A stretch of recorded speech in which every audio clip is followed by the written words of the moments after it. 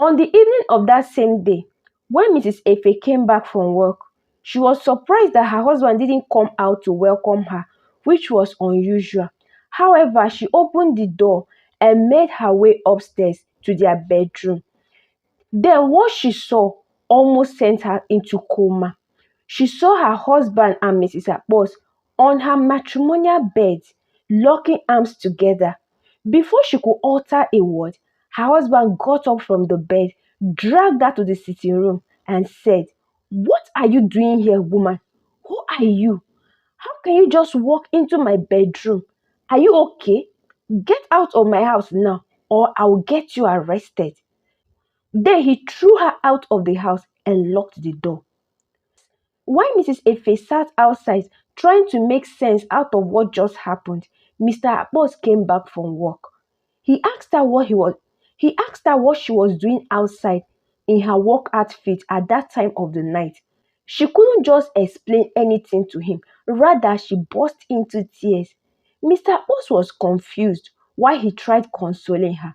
Then finally she was able to tell him what she just discovered. But he didn't believe her at first. He tried opening the door, but the door was locked. He rushed into his own apartment only to meet an empty house. His wife was not in the house. So he came back to join Mrs. Efe. So they both sat outside all through the night, hoping that they would come out at night. The next morning, Mr. Efe and Mrs. Abbas emerged from the main building with some traveling luggage, holding hands, laughing and acting like lovers. They walked past Mr. Abbas and Mrs. Efe as though they were strangers. Mr. Abbas tried holding his spouse, while Mrs. Efe tried hers too, but they both flinged their hands off their bodies. Then they entered the car and drove away, leaving Mr. Abbas and Mrs. Efe more confused. For more than 3 months, nobody knew about their whereabouts. Then one day, Mrs. Efe was sitting in her sitting room when the doorbell rang. She got up to answer the door. Then she saw a delivery man standing in front of her door. He then handed her a parcel and it was from her husband.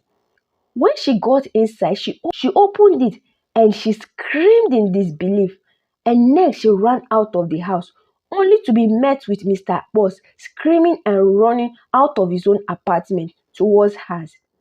Both of them had just received divorce letter from their spouses respectively. As days passed, they tried so many times to reach out to their partners, but all efforts proved abortive. Well, with time, they accepted their fate and decided to sign the divorce paper and move on with their individual lives. So, months later, after the divorce, Mr. Efe and Mrs. Abbas got married and they became a couple. So, they officially became Mr. and Mrs. Efe. Barely a year after their marriage, the new Efe started having issues. First, Mr. Efe was not ready to go back to his mansion with his new wife. Also, he wasn't providing any money for the house upkeep. This got the new Mrs. Efe worried because she thought that Mr. Efe was a money bag. But what she didn't know was that the luxurious lifestyle being displayed by the former Mrs. Efe was being sponsored by her and her parents. You see, Mr. Efe was a jobless man while he was married to his first wife. While his wife worked in a bank, he was given one of his father-in-law's businesses to be managing. Hence, the reason he was always home earlier than his wife to help out with house chores. The cars they drove were gifts from his in-law. Even the mansion they lived in was a wedding gift from his in-law to their daughter in her name. Hence, the mansion, cars, businesses, and other luxuries had been taken away from him since they are now divorced. So, after Mr. Efe finished narrating all these things to his second wife, her world came crashing in her very own eyes. And all of a sudden, she said, "No, now, this can't be real. Oh. Tell me you are just pranking me. Hey, God, after everything I've gone through to become your wife, hey, indeed, all that glitters is not gold, though." She cried herself to sleep that night, and the next morning, so she decided to pay the witch doctor a visit so that he can undo the spell. When she got there, she explained to the Baba the current situation of things. Then Baba looked at her and said, "Do you remember what I told you the first time you came here?" She answered and said, "Yes, Baba. You told me that all that glitters is not gold," she said while weeping. Well, Baba told her that she has only two options and she can choose whichever one that is okay by her. Option one was that she continues living with him and becomes the breadwinner of the house, as the man is not in his right senses to work since he was under her spell. And the second option was that the spell will be broken, but she will confess and die afterwards while her husband regains his freedom. So Baba asked, "Woman, which option are you going with?" She was confused for a while, but finally she chose the first option. Then Baba warned her that on no account should she maltreat him, and she must not have any affairs with another man because they will come with grave consequences. Then sadly she got up, left and went home to face her new reality.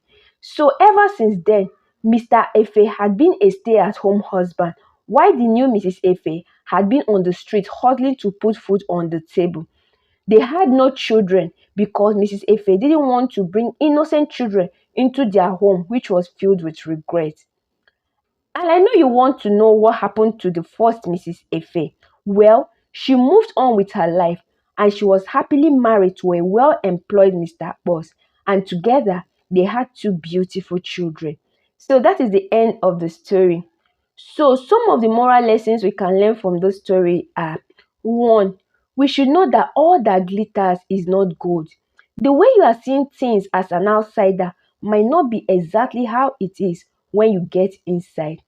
Second, the grass is not always greener on the other side. That beautiful garden that you're admiring from afar is as a result of someone's hard work. So learn to cultivate your own garden to get a beautiful result.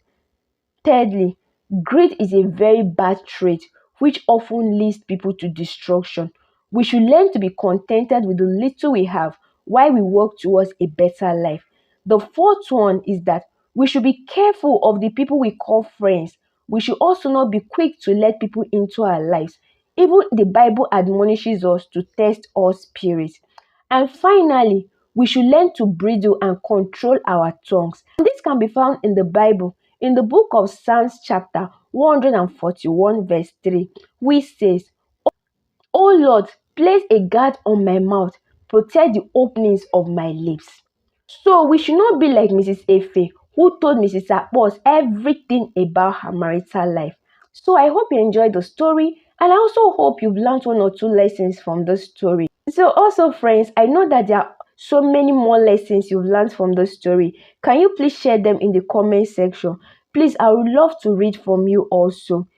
Hello bestie, please, if you've not subscribed till now, please, what are you waiting for? Kindly help this little channel of mine to grow by subscribing. And please don't go without subscribing. It is very important to this channel. Help and support my little channel. And until next story, remain blessed and bye-bye.